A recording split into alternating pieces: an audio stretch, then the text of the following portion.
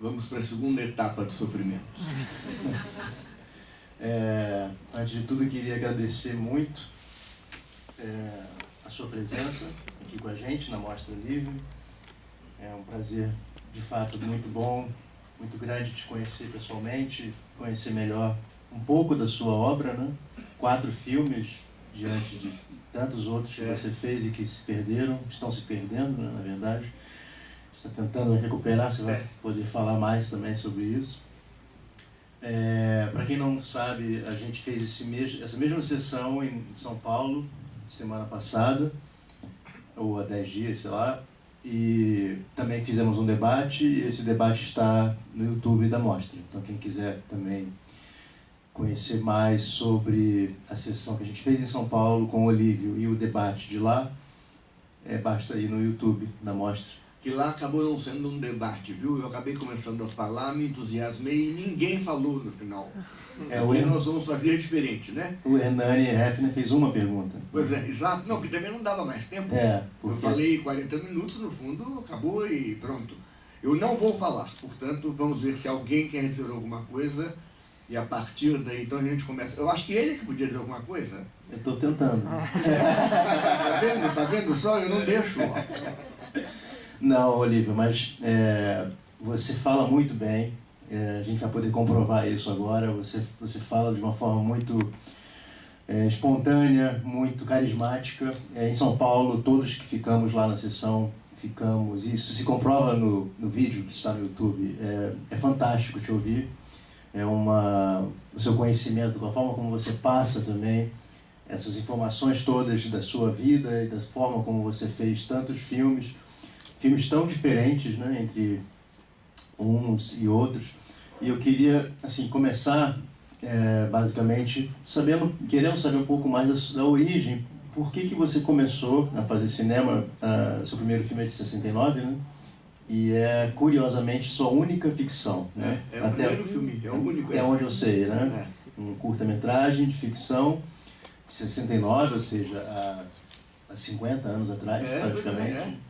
E depois você nunca mais fez ficção, você enveredou pelo documentário, e muito, que é uma questão que você coloca no debate de São Paulo, que são 2 opostos, né? Você trabalha com pessoas em situação de risco, e normalmente pessoas que estão fora da sociedade, né? Fora do contexto, quer dizer, dentro da sociedade, mas... excluídos, são excluídos. Por diversos motivos, e na outra ponta você trabalha com o oposto, né, de pessoas como o Brenan, que são... artistas consagrados, Exatamente. Queria que você falasse um pouquinho pra gente como que foi essa origem, por que a ficção, o primeiro filme, por que te levou a fazer audiovisual na época, e por que logo depois você enveredou pelo documental e segue até hoje. Olha, como ele disse, né, eu gosto muito de falar as coisas como elas são. Então eu não vou construir nenhum discurso mítico. Por que eu comecei a fazer cinema? Vocês vão rir muito quando eu contar por que eu comecei a fazer cinema. Bom, primeiro é o seguinte, fazer cinema para uma pessoa com o meu perfil, com a minha formação, já na adolescência, no fim da infância até, era uma coisa possível. Entende? Quer dizer, eu tinha algumas coisas impossíveis, eu nunca ia ser dançarino de balé, né? Não tinha condições. Eu nunca ia ser ator porque eu não tinha talento para ator. Então a gente sabe o que pode e o que não pode fazer. Eu estudava música durante a infância, então o meu aprendizado básico era musical e fazer cinema era uma possibilidade, né? Quer dizer, também não servia para artista plástico, não sabia desenhar. Bom, então a gente sabe o que sabe, sabe o que não sabe, o que pode e o que não pode. Agora o estopim, vocês vão rir muito, você não sabe disso. Que foi o seguinte, eu morava em Brasília, eu fui para Brasília para estudar quando eu tinha uns 18 anos, e logo que eu cheguei lá, a Universidade de Brasília, que era uma universidade de vanguarda, foi fechada, praticamente fechada pelo regime militar, E, simultaneamente com isso, eu tinha começado a trabalhar. Foi o meu primeiro trabalho remunerado regularmente. Eu tinha colaborado na imprensa, mas era colaborador, né? Eu tive um salário mensal num órgão governamental chamado Fundação Cultural do Distrito Federal. E nesta fundação, bom, aí acontece que eu cheguei lá com cara de menino e com certas habilidades. Então, muito rapidamente, lá dentro da fundação, eu conquistei um certo espaço. Bom, também não era difícil, porque neste momento, como consequência justamente da política repressiva, né, da recente revolução, nesse exato momento a fundação tinha 4 pessoas comigo. Tinha sido todo mundo mandado embora. Então não era também difícil aparecer no meio de 4. Mas o fato é que eu comecei a trabalhar direitinho e o chefe de gabinete do então secretário de Educação e Cultura, que era também o presidente da fundação, chamado Carlos Augusto de Albuquerque de Oliveira, e eu cito o nome dele porque todas as histórias do cinema dizem que o Festival de Brasília foi criado pelo Paulo Emílio Salles Gomes. Não é verdade. Paulo Emílio era professor da Universidade de Brasília e esteve, como eu estive, no mesmo grau hierárquico que eu, na criação do festival. Mas quem teve a ideia, quem teve o entusiasmo e quem fez o festival foi este homem, hoje já morto, Carlos Augusto Albuquerque, que era filho de político e chefe de gabinete, não era um intelectual. Bom, aí o Carlos Augusto fez o festival e eu fui coordenador de organização desse festival, porque eu era um bom organizador. Bom, aí acabou o festival e, como consequência de eu ter feito a organização do primeiro festival e ter tido convidados de Minas, de onde eu era originário, logo depois fizeram um festival de cinema em Belo Horizonte e me convidaram para o festival de cinema. Então eu fui para o festival de cinema em Belo Horizonte como convidado. E lá fiquei durante uma semana. Quando acabou o festival de cinema, eu disse assim para mim mesmo: olha, é muito melhor ser convidado do que organizar.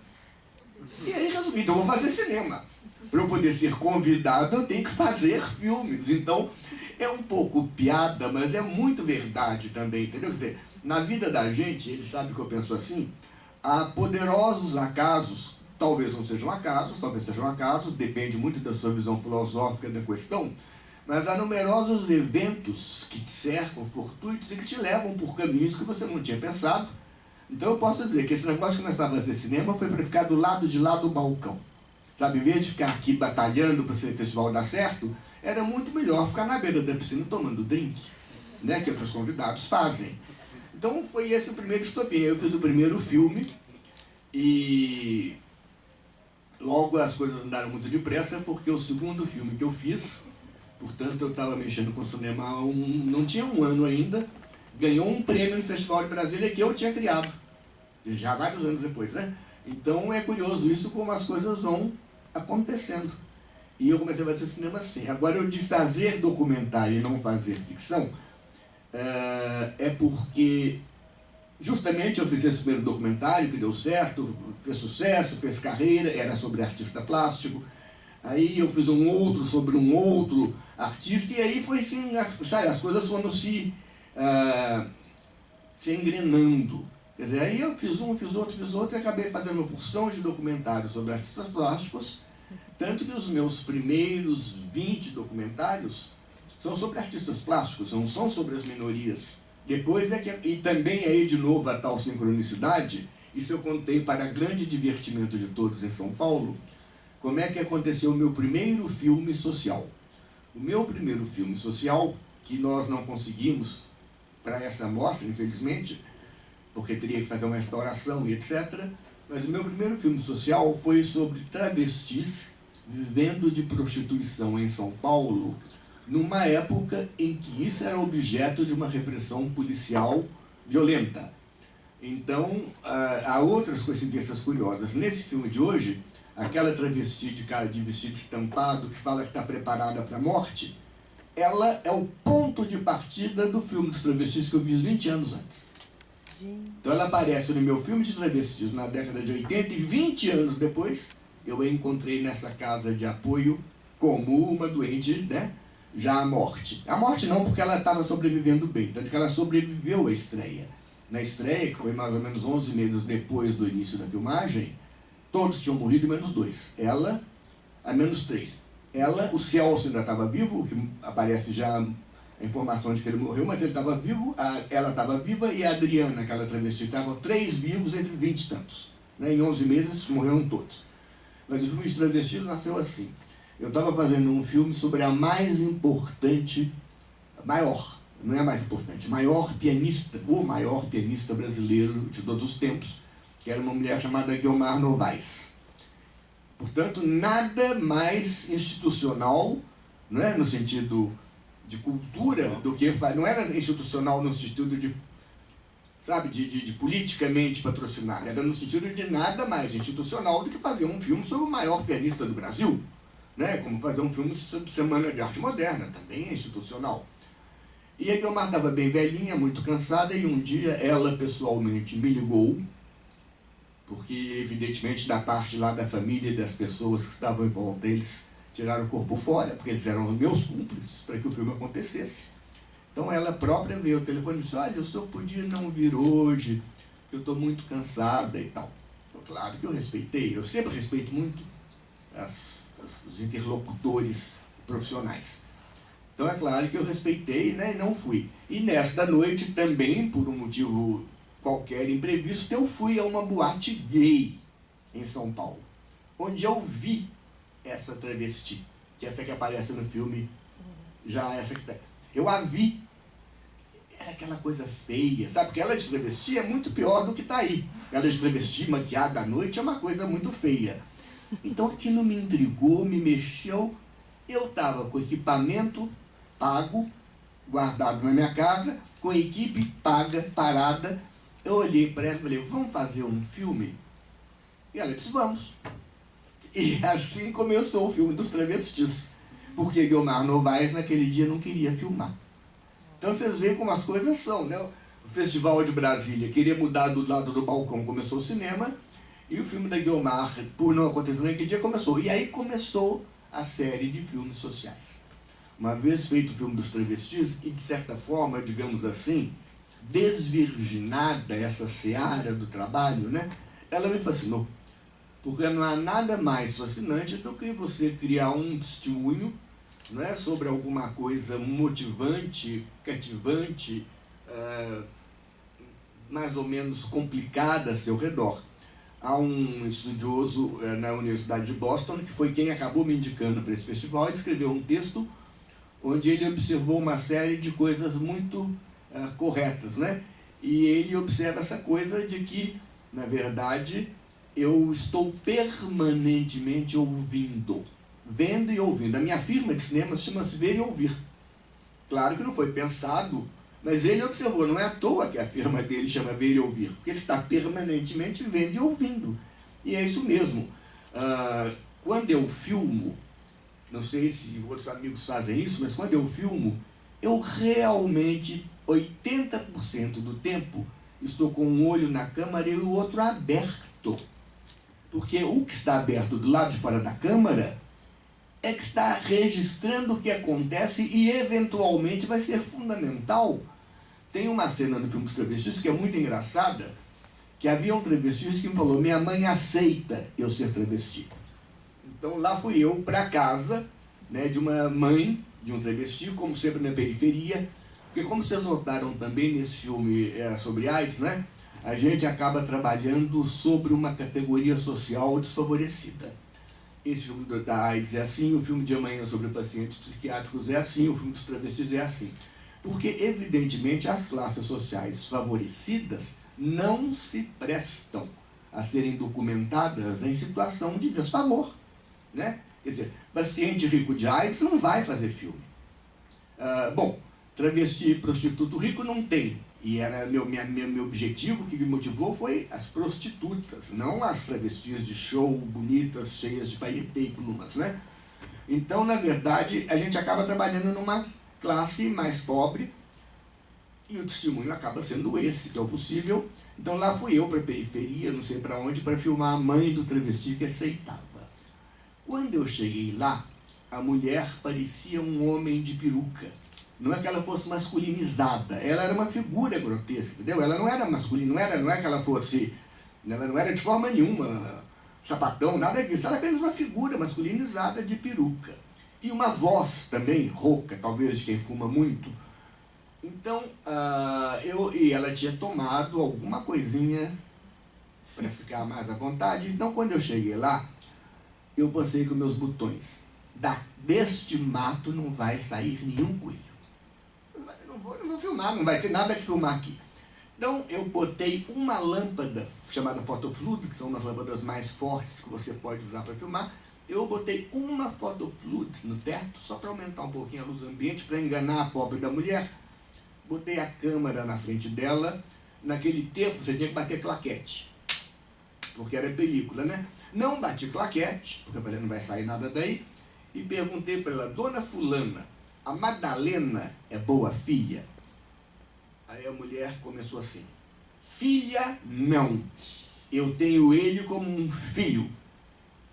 Quando ela disse essa frase, eu falei, putz, isto vai dar samba. Comecei a filmar sem.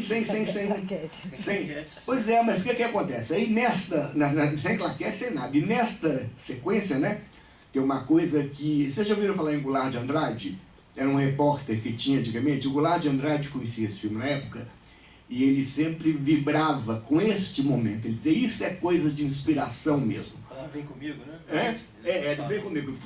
Então, o que acontece? Mas isso aqui que eu estou contando é antes até do Vem Comigo. Então, na hora que eu estou filmando a mãe da Madalena falando os horrores, coitada, né? Do sofrimento dela, daquela filha que virou filho. Agora, é claro que ela escorrega porque ela fez a filha.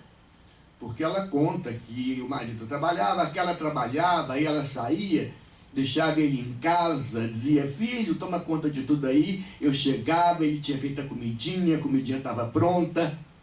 Quer dizer, ela fez a filha, né? Mas o que acontece? Então, tem uma hora lá que eu estava, como eu disse, eu sou filmando e com esse olho aberto, né? Aí, ela falando, e eu comecei a ver que a Madalena, que estava ali, estava começando a ter uma reação. Aí, sabe, a câmera, eu falei, vamos ver o que acontece. E a câmera vai devagarzinho para pegar a reação da Madalena. Aí o Goulart de Andrade falava, isso é genial, porque está todo mundo ouvindo essa mulher e concentrado nela, e de repente você tira a câmera dela, mas aí depois a gente descobre por quê. É isso, né? A gente está o tempo todo ligado no acaso. Então a resposta é essa. Por que eu fiz documentário? Que foram acontecendo. Por que eu comecei a fazer cinema? Porque eu queria mudar do lado do balcão. E ontem, conversando com um repórter, eu comentei isso. A gente comete erros na vida, não é claro? Um dos meus maiores... Não, o meu maior erro, certamente, foi ter feito outras coisas que acabaram me tomando muito tempo, que eu devia ter dedicado ao cinema. Quer dizer, sabe, eu comecei a escrever na imprensa, já escrevia antes, continuei escrevendo na imprensa, e isso daí acabou virando meu ganha-pão, né? Então, no seu ganha-pão, você se concentra e fiz menos cinema do que deveria. E agora, as coisas já estão limitadas. Eu nunca mais vou fazer um longa-metragem, passou a hora. No momento em que alguém que podia dizer isso me disse, você quer fazer o filme, eu banco. Neste momento, eu estava em depressão. E eu acho que aí eu decidi certo. Eu falei, em depressão eu não vou fazer um bom filme. Porque vocês não sabem o que é depressão, eu tive depressão. Eu tomo remédio, então eu sei o que é ter tido uma depressão e tratá-la. Hoje em dia não tenho depressão nenhuma porque eu trato, né? Se eu não tratasse, eu teria. Depressão não é mau humor nem tristeza, é uma doença relacionada com neurotransmissores cerebrais. Então eu sabia, eu não ia fazer um bom filme. Então ainda bem que eu não fiz. Mas agora eu me arrependo foi de não ter feito mais filmes. É muito interessante, muito bacana conhecer melhor, né, esse lado. A minha vida toda é uma testemunha disso que eu digo para vocês. A gente tem que estar com um olho na câmera, que é a vida cotidiana, né? E o outro olho aberto ao lado para ver o que está acontecendo ao redor para poder agarrar na hora certa. Aproveitar as oportunidades, né? Quando elas acontecem, que o tempo passa e já era, né? A gente falou rapidamente do início, né, da sua trajetória, e você, salvo engano, não faz filmes já tem 9 anos, né? 10 anos. Por aí, por aí. Tem algum motivo maior, alguns motivos? O que fez você ficar até agora? Não é um motivo ideológico, não é mais falta de oportunidade, de circunstância. Porque todos esses filmes, por exemplo, há um momento em que eu fiz muito filme, porque é sempre assim também, né, gente? Certas sinergias, quando acontecem, borbulham, né? No momento essa sinergia, então é só por isso, mas eu tenho vontade de fazer filme e vamos ver se eu consigo fazer um logo a curto prazo. É que agora, a curto prazo, eu vou me dedicar justamente a essa tentativa de restaurar digitalmente os filmes feitos em película. Porque eles estão bem em película, mas não tem como exibi-los. Não existe mais um circuito de cinema, né, exibindo películas. Os projetores não são mais de película. Então eu quero ver se eu faço essa restauração. Mas isso não impede que, se pintar uma oportunidade ou uma ideia legal, eu faça. Interessante. Antes de passar o microfone para vocês poderem fazer suas questões aí para o nosso querido Olívio, queria saber mais assim dos filmes que você fez, dos quase 60 filmes, né? Uhum. A gente está passando só uma pequena fração, né? Você começou fazendo filmes sobre artistas plásticos. O primeiro filme que eu fiz foi o tal de ficção. Ficção, depois vários sobre artistas. Depois começou com Os Travestis essa série social. E foi vários sobre... Foram 4 claramente sociais. E os outros misturam um pouco às vezes, né? E desses todos, quais que você acha que são os mais significativos, assim, da sua... que dizem mais do teu olhar, da tua linguagem, da tua forma de entender ou de se expressar? Quer dizer, os mais significativos e importantes, eu acho que são os que têm de tema social, porque são os que têm um contributo, né, mais importante, justamente, um contributo mais significativo para as outras pessoas. Os filmes sobre arte são mais dedicados a um certo prazer e a uma certa informação. Vocês veem, por exemplo, que esse filme do Brenan, eu estava vendo ele ali pensando, né? Realmente ele traz muita informação sobre esse artista. Quem não foi ao Recife e não viu aquele espaço, né, sai do filme entendendo perfeitamente tudo. Então os filmes sobre arte contêm muita informação. Agora os filmes de tema social contém uma informação que eu acho que tem mais importância para a vida de cada um. É mais importante a gente saber, por exemplo, que a AIDS foi isso daí, já não é mais assim, mas foi, né? Do que talvez saber qual é o universo amargo de Brenan. Agora, teve uma coisa curiosa que falaram lá em São Paulo que eu quero falar porque dá para vocês uma ponte, né? Uma pessoa me comentou assim, que engraçado, por que todos os seus personagens são amargurados? É verdade. É que hoje vocês não viram o filme sobre Farnese, que lá foi passado no mesmo dia, os 4. Então a gente tinha 4 referências. Em todos os 4 filmes, todo mundo é amargurado. E é outro negócio, né? Vocês se lembram de um artista norte-americano, pintor, chamado Edward Hopper? É um pintor hiperrealista, autor daquele famoso quadro chamado Nighthawks, quer dizer, os Falcões Noturnos, que é um canto de uma lanchonete em Nova York à noite, que tem um policial, tem... Em suma, ele faz uma pintura realista. E um dia perguntaram a ele, né, por que a pintura dele mostrava tanta solidão. Ele disse, não sei se ela mostra solidão, talvez eu seja uma pessoa solitária. E parafraseando é isso, né, quer dizer, esses personagens são muito amargos, porque talvez eu seja uma pessoa consciente da amargura inerente ao ser humano. E a mim como ser humano. Agora, a amargura é delimitada, né? É limitada mais do que delimitada, ela é limitada pela consciência. Né? Quer dizer, eu tenho um coeficiente amargo e nem por isso deixo de ser uma pessoa feliz. Eu sou feliz. Eu sou feliz porque justamente a gente tem consciência, né, do que pode, do que não pode. Quer dizer, eu não vou sonhar em ter um grande amor na minha idade atual. Não adianta. Se eu começar a sonhar assim, eu vou ser muito infeliz. Né? Então, eu acho que a gente ter consciência das próprias limitações enquanto ser humano, a gente ter consciência das próprias amarguras enquanto ser humano e assim por diante, é a única fórmula para a gente ser mais ou menos feliz. Então, eles são amargurados porque eu acho que a espécie humana é amargurada. Nem todo mundo sabe, mas mesmo sem consciência, né? Você falou agora do Farnese, que a gente vai passar amanhã, sim, junto com outro filme que é social, né? Que trabalha... sobre a falta... agora não, mas há 10 anos atrás, quando o filme foi feito, havia uma política pública em relação aos doentes mentais, que era uma política muito cruel, porque desassistia os doentes mentais. A política pública, claro que tem dinheiro, é outra história, né? Mas na esteira da antipsiquiatria norte-americana, inglesa e europeia, a psiquiatria brasileira pública, o Ministério da Saúde, começou a decretar que o certo para o doente mental era ser devolvido à família, nada desse negócio de botar em hospital. Só que no Brasil, quantos doentes mentais que estão em assistência pública têm família? Você pode mandar para casa? É bom na Suécia, quando né? tem casa, né? Porque na Suécia todo mundo tem casa, com certeza. Agora aqui não. Então você pode mandar o doente mental para casa e para a família, era uma perversidade muito grande. Eles foram todos parar na rua. E a família também, imagina, a maioria não quer essa distância. Nem que quisesse. A família não tem estrutura, informação, conhecimento, condições, recursos financeiros. Né? Por exemplo, estou desdobrando essa palavra genérica condições, né? Mas essa questão da loucura, como acabou virando uma causa, porque esse filme tem uma posição. O meu filme sobre psiquiatria tem uma posição que é a minha, que é pró-psiquiatria, pró-existência de hospital. Contra, portanto, essa política libertária, que eu acho que foi muito oba-oba e pouco real, entendeu? Vamos libertar os doentes. Ótimo, o discurso é lindo. Agora, o resultado foi muito cruel.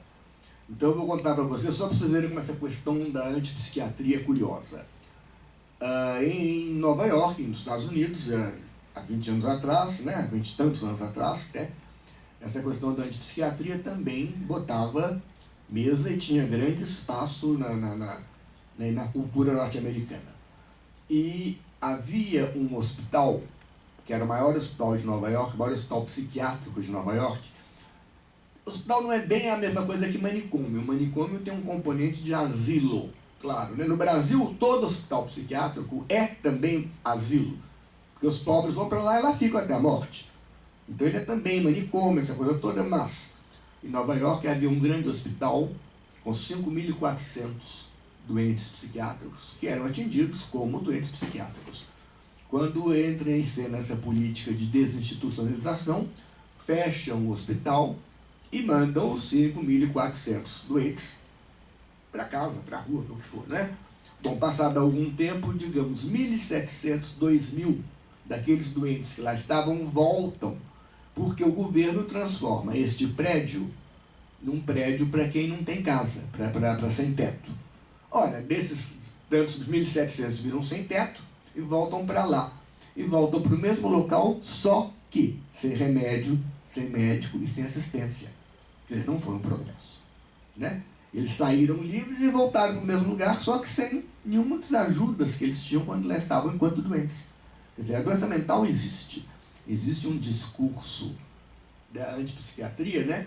Que doença mental é fruto de uma invenção da sociedade repressora em cima de alguns indivíduos que são rebeldes por natureza e cuja, entre aspas, loucura é só uma forma de rebeldia. Não é verdade, né? Quando você convive com a doente mental e com a doença mental, ele existe, ela existe, e nós temos que fazer o possível para tornar esse problema menos cruel para todo mundo. Exatamente. Como é que você vê hoje, você tem acompanhado hoje? Não, eu sei que mudou um pouco. Quer dizer, essa festividade é curioso, porque não foi no governo do PT que havia essa política. Era no governo do Fernando Henrique, embora eu não creio que ele diretamente se envolvesse. Em Minas Gerais havia um movimento muito grande pela desinstitucionalização, num governo que eu não me lembro de quem era, talvez já no Aécio Neves. Do PT não foi tanto assim. Paradoxalmente, os governos do PT foram menos intervencionistas na questão da saúde mental. Hoje em dia, parece que já não existe mais aquela gana que havia, sabe? eu vou dizer política, um certo segmento, por exemplo, de esquerda do pensamento psicológico, sobretudo os psicólogos. Não os médicos psiquiatras, mas os psicólogos viraram vigorosamente anti-instituição psiquiátrica, anti-psiquiatra, anti-tudo. Sabe? E agora, nos últimos 6 anos, essa raiva cedeu um pouco e já há mais assistência. Agora, eu não sei, por exemplo, se estão... Eu acho que isso estão fazendo. Estão diminuindo, claro. Houve um momento em que eles fechavam os hospitais psiquiátricos, né? E o pessoal que... No governo Serra, em São Paulo, fecharam 48 mil vagas psiquiátricas. Então, esses 48 mil foram para casa, entre aspas. Desses 48 mil, quem não tinha casa foi para a rua. Morreu. Já deve ter morrido. No filme sobre psiquiatria, né, esse que passa amanhã, tem uma personagem que aparece no fim, onde tem um letreiro fazendo essa interrogação. Ah, não, isso não é no filme, isso é em outro lugar. Mas, em suma, no filme ela sumiu completamente. Eu não lembro se isso está no filme, essa pergunta está no filme ou não me lembro agora se tem esse letreiro. Ela sumiu. Ninguém sabe se ela está viva ou morta. Ela sumiu de onde ela ia. O que aconteceu com essa doente? Que vivia na rua. Pois é, por isso que a gente vê aqui, nesse quarteirão aqui, nos próximos, indo até o metrô do Uruguaiana, a quantidade de pessoas, isso não é de hoje, né? Não, isso daí tem 30 anos. E em São Paulo, perto do CCBB também. A quantidade de pessoas dormindo, assim, são... E desses que estão dormindo, 1/3 pelo menos é doente mental. Mais ou menos agudo, claro, há vários graus, mas desses habitantes de rua, paupérrimos, tem 1/3 que é doente mental. E está desassistido. Quer dizer, coitados, estão sofrendo, porque não tem dúvida que essa doença mental causa muito sofrimento. É uma ingenuidade esse grupo que fica achando que não existe doença mental, sabe? É isso. Alguém tem alguma questão? Ô, Bárbara, o microfone. Boa noite. Eu não conhecia sua obra e estou realmente... Está funcionando? Está ouvindo? E eu realmente achei muito impressionante como os 2 filmes, eles tratam de temas delicados, porque apesar do Brenan ser uma figura artística e ser mais tradicional, eu acho o Brenan uma pessoa muito fechada. Ele não é um artista tão simples, talvez seja muito inteligente, então ele é um homem muito fechado e a abordagem com ele também não deve ter sido fácil.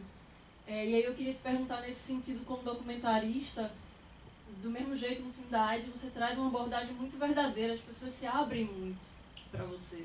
E como é que isso funciona? É verdade, as pessoas se abrem, você aprende a criar um diálogo com as pessoas. Eu, como vocês notam, eu tenho facilidade de dialogar com as pessoas, então isso ajuda, né? Agora a gente aprende. Por exemplo, não é o caso de Brenan, nem de nenhum dos artistas, que são pessoas com quem a gente se entende.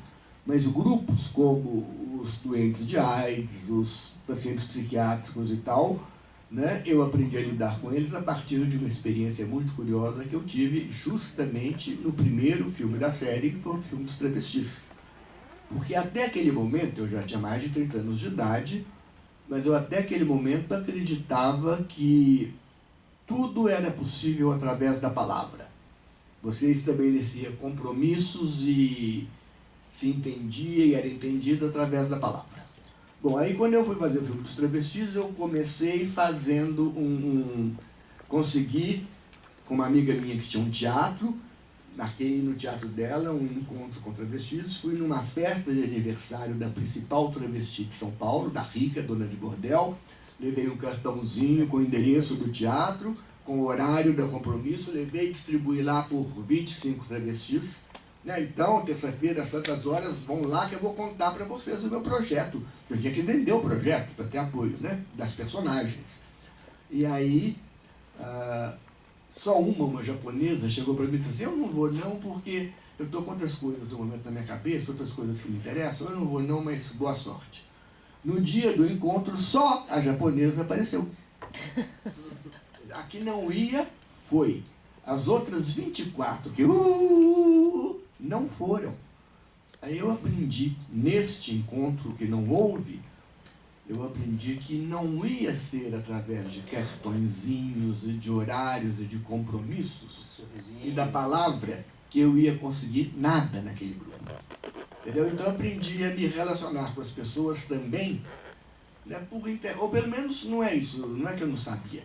Eu aprendi, em suma, que o discurso verbal e a razão não são onipotentes, ponto. E a partir daí eu comecei a usar esses recursos. Agora, nos artistas, quando eu chego para fazer um filme, geralmente eles sabem do que eu fiz.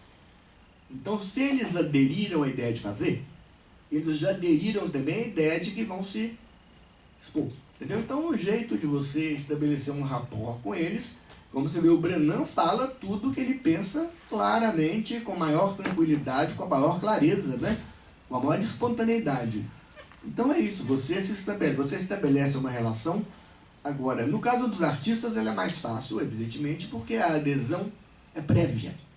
Agora, no caso desses outros grupos, você tem que ir com a cara e a coragem, e isso a minha experiência me diz. Se as pessoas sentem que a coisa é feita com dedicação e seriedade, elas aderem.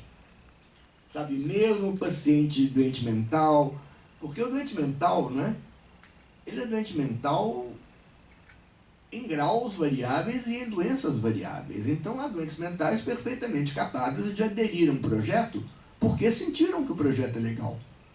Tem uma história engraçada. Uma vez eu fiz um filme sobre Cirão Franco, e tem uma sequência filmada dentro de um asilo em Goiás Velho, que era um asilo onde ele na infância ia furtar frutas e tal. Então tem uma sequência dentro do asilo. Então eu cheguei para filmar no asilo, né? Nesse tempo era filme, película, câmera maior e tal. E estava levando uma lente grande angular, que era uma lente cara, e que tinha sido emprestada por um amigo meu que tinha essa lente, tinha esse material.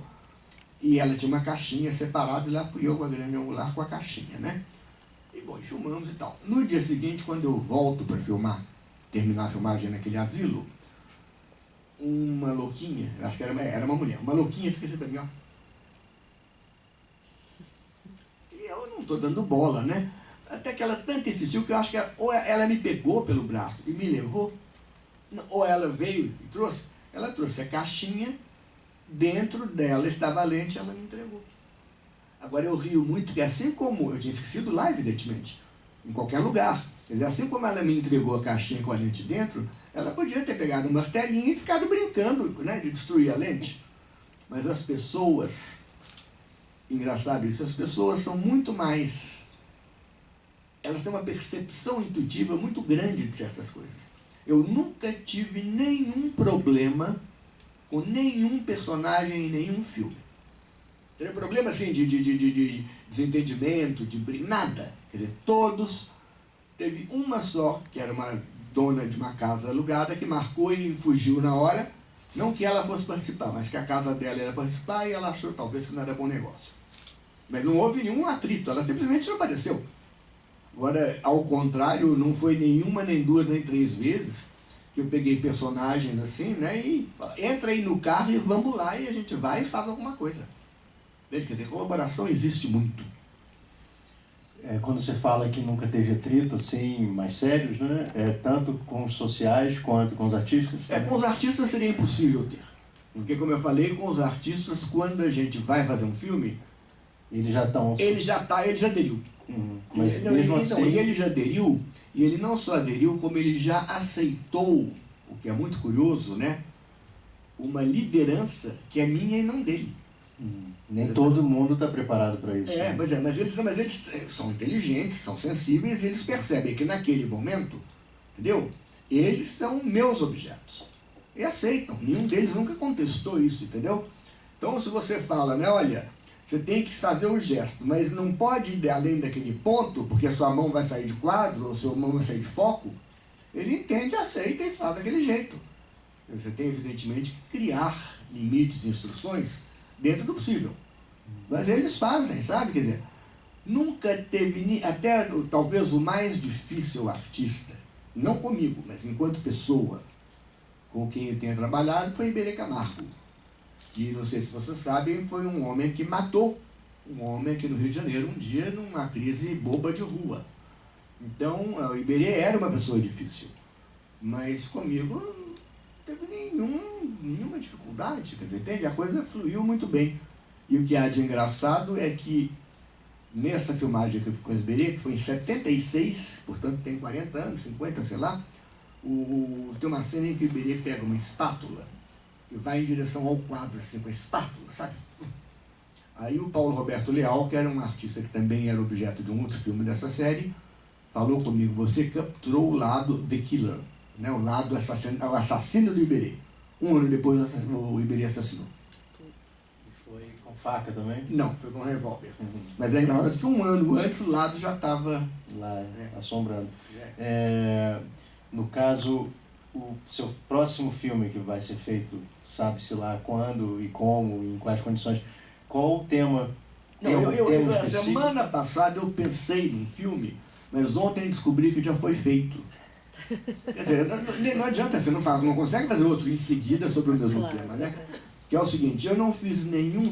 Eu percebo que todos os filmes que eu faço, eles nascem muito em sincronia com o momento que a gente está vivendo. O filme do Travesti foi feito numa década em que o problema era grave. O filme da AIDS também, o filme da psiquiatria também. E eu nunca fiz nenhum filme relacionado a questões que estão muito na moda de gênero, por exemplo. Porque o travesti não tem um problema de gênero. O travesti, ele é biologicamente homem, sabe disso, e se veste de mulher, e quando muito é um homossexual passivo. Se bem que na maioria dos casos, para quem não sabe, ele é um homossexual ativo. O travesti come o cliente, muito mais do que dá para o cliente, para usarmos os verbos claros. Você sabia disso?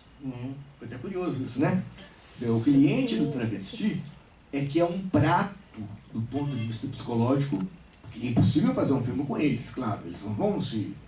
Mas eu fico com a seguinte dúvida: ele é um homossexual tão enrustido que ele precisa de entrar no quarto com uma mulher. Fechada a porta, seja o que Deus quiser. Essa é a hipótese A. Hipótese B: ou ele tem uma patologia específica em que ele é um homem que precisa ser possuído por uma mulher. É uma patologia diferente, eu não sei qual das duas.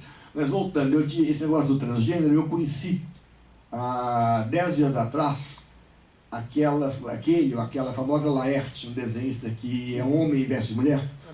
Eu tinha uma antipatia solene, abstrata. Quando eu conheci, eu achei legal. Aí pensei: olha, estava na hora de fazer um filme sobre essa pessoa, mas aí eu soube o que foi feito. Então não tem nenhuma ideia, nenhum projeto definido. Sim. O Laerte, ele não é travesti, né? Ele é crossdresser, Não, quer dizer, crossdresser é uma forma. É uma forma de travesti, claro. Agora, o Laerte não é justamente transgênero, porque o Laerte não se operou. O Laerte, tanto quanto você sabe, ele é biologicamente homem, né, e se veste... E é uma coisa muito curiosa, porque, imagina, ele é pai, né? Assim como a Adriana do filme de hoje também é pai. Que coisa incrível, né? Aquela que se maquia, que sai de vestido azul. É pai. O mundo é muito maluco. Assim como tem muitas mulheres, mães, né, que são, depois se descobrem, né? Sabe um tema, mas esse é quase impossível de fazer. Porque, além de ser difícil tecnicamente, arriscado, também conseguir apoio é difícil. Mas um tema que a mim me provoca, que está nessa área da transgeneridade, é o seguinte: como andam as cabeças das crianças que foram adotadas por pais do mesmo sexo? Porque, como disse uma amiga psicanalista, é verdade, pai e mãe não é só uma questão de pênis ou vagina, é uma questão de função dentro da casa. Tudo bem. Mas não será muito esquisito uma criança de 13 anos cujo pai e mãe são homens? Ou mulheres? Ou cujo pai e mãe são mulheres? Sabe, todos os meus amigos psicanalistas dizem: não, tudo bem, é assim mesmo. Eu me dou o direito de ficar na dúvida se isso vai ser tão bom assim. Pode ser até melhor, né? Ou pior. Eu acho que não é melhor, sabe? Porque eu acho que biologicamente a gente nasce de um homem e uma mulher. Sim. Até aí é ponto pacífico, né? Dois homens e duas mulheres não dão filho. A criação de uma pessoa, de um filho, né? Como a gente nasce de um homem e uma mulher, Eu não sei se a gente não tem impresso, digamos assim, no código genético mental a necessidade de um homem e uma mulher te formando. É uma dúvida. Se for só uma questão, né? O mais importante seria o amor. Né? Então, eu concordo plenamente. Veja bem, eu não estou querendo soar, porque você ao falar assim, fica claro que você está preocupado com uma posição... É a criação da criança. Não, mas você está preocupado com uma posição minha. Talvez esteja te parecendo uma posição meio reacionária ou meio discriminatória. Não, não é isso. Claro que o mais importante é o amor. Mas há coisas que às vezes o amor não pode resolver, não sei. Entendeu? O amor resolve 90% dos problemas dessa criança. Mas 10% talvez a ausência de uma mulher ou de um homem naquela casa possa não ser resolvida. Eu não sei, quer dizer, o que eu acho é isso. Eu acho que eu tenho dúvidas sobre essa questão. Pelo menos agora, daqui a 30 anos, quando todas as mulheres ou todos os homens nascerem, entendeu? Mas agora que a coisa é tão recente, né? Porque está mudando muito, mas ainda não mudou. Quer dizer, ainda existe homem de calça e mulher de saia. Não existe? Também, né? Não, por exemplo, outra coisa que eu fico pensando, será que... Eu penso nessas coisas, eu tenho 3 netos adolescentes, meninos, todos 3. Eu vejo o quanto eles são profundamente conscientes de tudo, são inteligentes, que o pai deles... que morreu, que era meu filho adotivo, era muito inteligente, 3 meninos muito inteligentes, muito sensíveis, eles sabem tudo da vida, sabe? Eu vejo que eles percebem tudo, mas eu fico pensando, será que nesta geração eles estão preparados para coleguinhas que nasceram homens e vão vestidos de vestidinhos? Ou para menininhas que nasceram mulheres e vão vestidas de rapazinhos? É muito esse negócio que hoje em dia a escola permite, né? A escola hoje em dia permite que o menino vá de mulher, se ele quiser. Quer dizer, existe, a meu ver, toda coisa nova tem um pouco isso, né? Uma hipervalorização, um hiperdimensionamento, entendeu? Dessa liberalização. Tá certo, é o momento, né?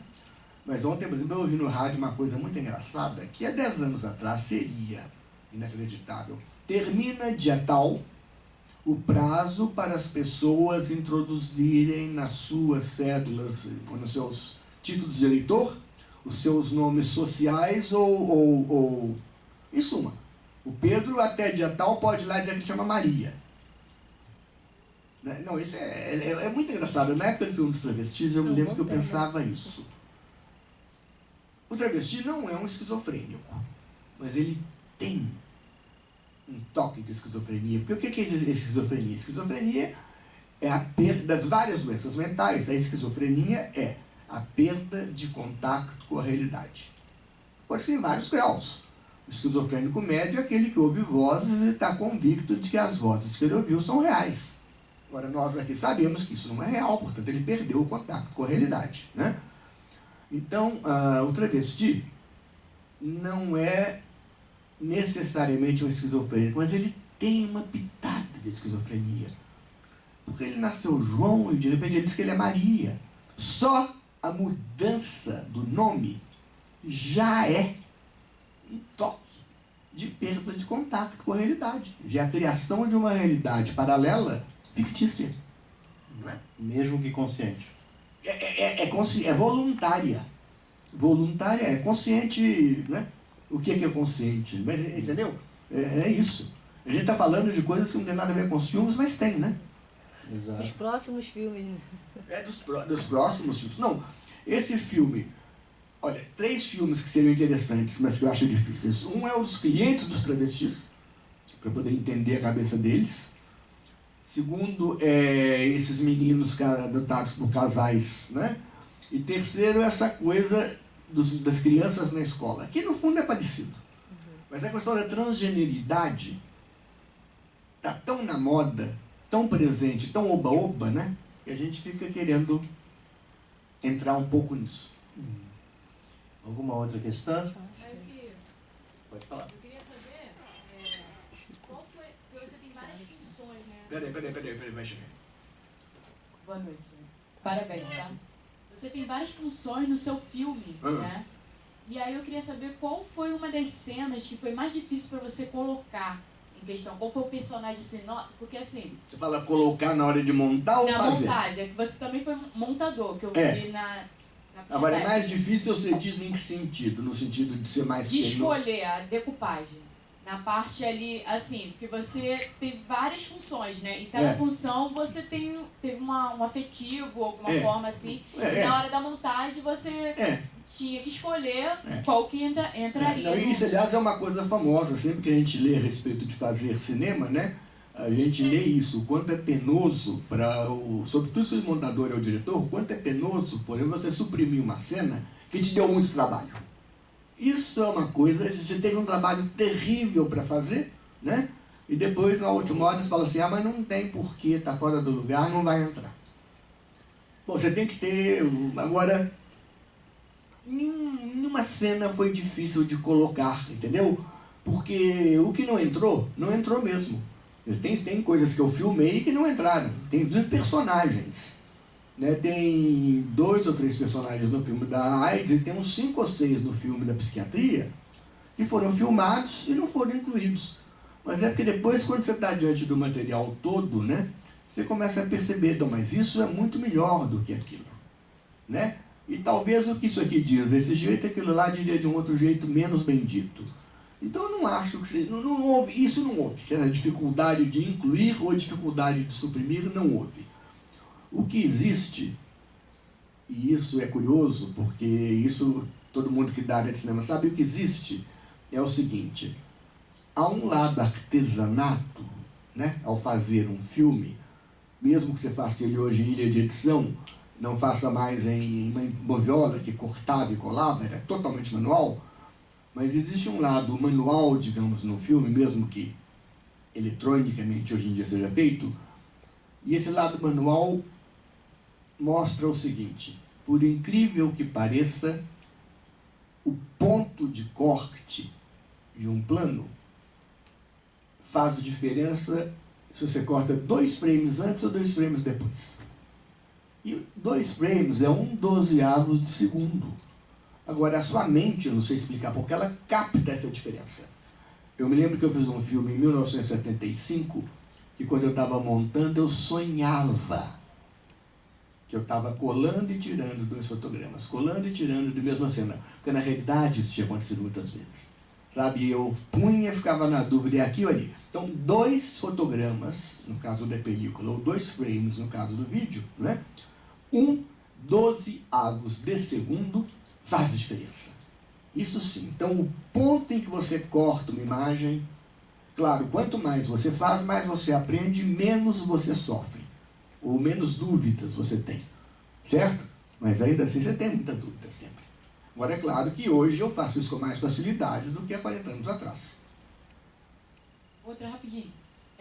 Todos os seus filmes foram feitos com patrocínio? Ou teve um que não teve nenhum patrocínio? Não, é uma boa pergunta. É uma boa pergunta porque ele comentou isso. Nenhum deles foi... Não. De certa forma, de maneiras completamente indiretas, todos acabam tendo algum patrocínio, porque eu não tinha dinheiro para bancar esses filmes, sobretudo quando era película. Né? Porque o vídeo barateou muito. Agora, a película era cara. Você tinha que ter equipamento, tinha que comprar película, tinha que revelar, etc. e tal. Então, todos eles, de algum jeito, acabaram arrumando algum dinheiro fora que os ajudou, certo? Então eu posso dizer que todos tiveram patrocínio, mas não patrocínio institucional regular. Por exemplo, eu nunca fiz nenhum filme, curiosamente, usando a lei do audiovisual, que é a lei, porque quando ela surgiu eu já tinha feito mais da metade também, entendeu? Agora varia. Por exemplo, os 2 únicos filmes que eu fiz do meu bolso, totalmente, foram os 2 primeiros. Que é esse de ficção que ele citou, e um que eu fiz de 90 segundos, que foi o seguinte, em 1969, se não me engano, tinha um festival chamado Festival JB Mesbla. Era um festival de cinema. E esse ano o concurso prescrevia filmes de 90 segundos, tendo como tema a vida. E esse eu fiz do meu bolso. Agora um filme de 90 segundos você consegue fazer do seu bolso, né? E o primeiro de ficção também eu fiz do meu bolso. Os outros todos, cada um de um jeito apareceu. Agora, resultado de um concurso, por exemplo, esse da AIDS, houve um concurso no Banespa. O Banespa instituiu um concurso, eu mandei o projeto e o projeto foi escolhido. Pronto? Prontinho, é isso, pessoal. Muito obrigado por tudo, pela presença. Amanhã estaremos de novo aqui com os outros filmes. Você faz montagem ou qualquer coisa assim, não? Sim. Você concorda? Não, porque eu vi que essa pergunta foi tão específica. Você sente essa coisa dos 2 frames a mais ou menos? Sim, sinto. E sinto muita dificuldade também em colocar... A gente sofre. É tão impressionante isso. Para quem não faz filme, né? Não pode imaginar que 1/12 de segundo faça a diferença. Isso sem falar nos erros. Você não pode deixar rabichos, né? Por exemplo, você aprende que... Agora, uma lição que eu tive curiosa na montagem, sabe qual foi? Eu tinha relações cordiais com o grande Rogério Sganzerla. E um dia eu o vi montando um filme. Sabe? E ele fazia isso com muita... E aí eu percebi uma coisa que era o seguinte, ele achava soluções aparentemente improvisadas que eram muito simples. Falei, então não é tão complicado assim. O primeiro filme que eu montei na minha vida vai... Não, deixa eu ver, peraí. Não, é o segundo filme que eu montei na minha vida, Passa Amanhã, que é o Farnese. Bom. Muito obrigado, Olívio. Obrigado mesmo.